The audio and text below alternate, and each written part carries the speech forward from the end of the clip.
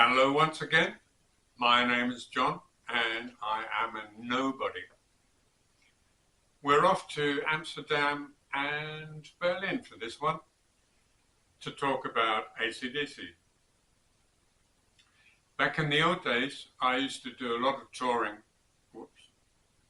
and we had a lot of different roadies.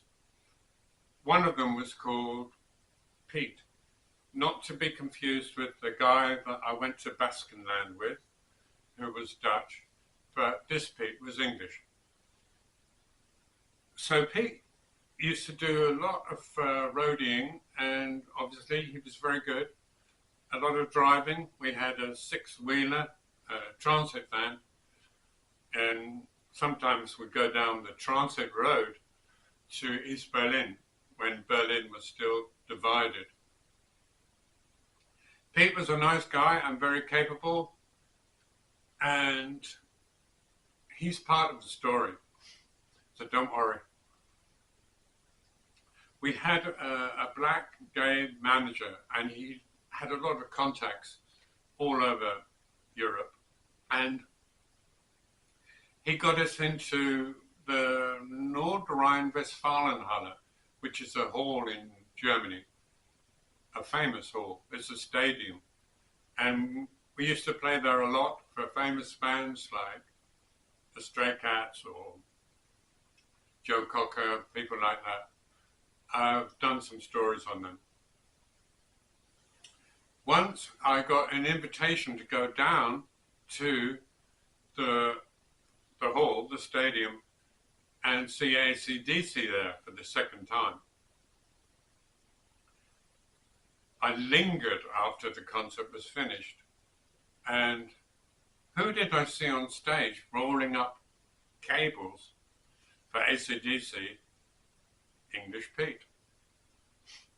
It's funny how things turn around.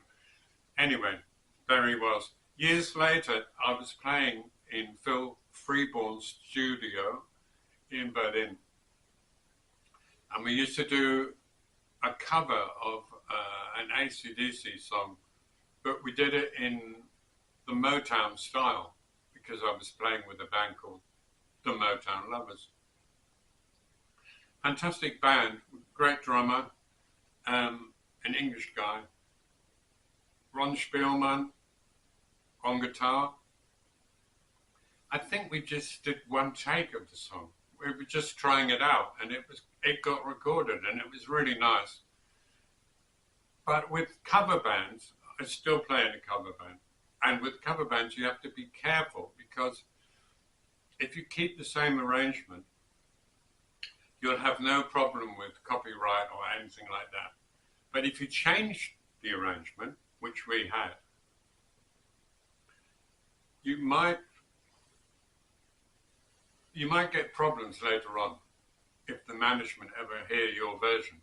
So I wrote off to the people who had written the song, and to Malcolm Young from AC/DC and Angus Young. I wrote to the publishing company just to be on the safe side. But luckily, perhaps, I never heard back from them. Yeah, it was weird. We used to cover the song live, and we had at one stage, we had a conga player who was a black American guy.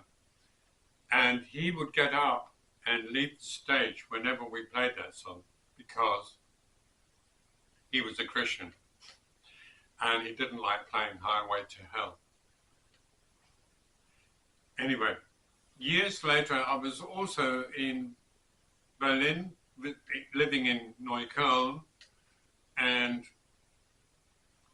I used to go to a working class bar where, thanks to the German Constitutional Court, you could still smoke inside.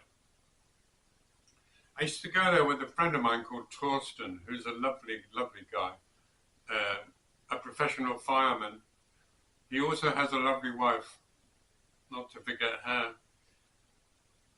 And he used to be into what I was into, which was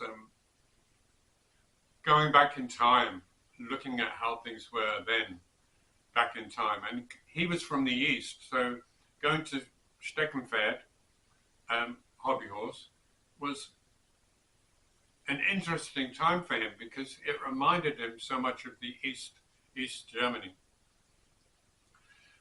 One day we were in there having a couple of beers, talking, and we soon found ourselves dancing to AC/DC. The barmaid had put them on the jukebox and turned up the volume.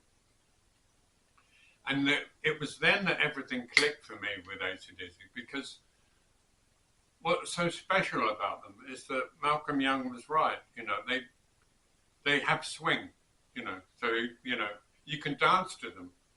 And there I was, and my friend was there dancing to AC/DC, because it's really good music to dance to. Yeah. Wonderful stuff. Wonderful evening and wonderful music, even if you don't normally like heavy rock. Thank you very much for listening to this, whatever. Take care of yourself and those you love. And I hope to see you in the next one. Till then, Jessikovsky. I have had some internet problems, so I'm sorry about any delays or confusion. Take care. Bye for now.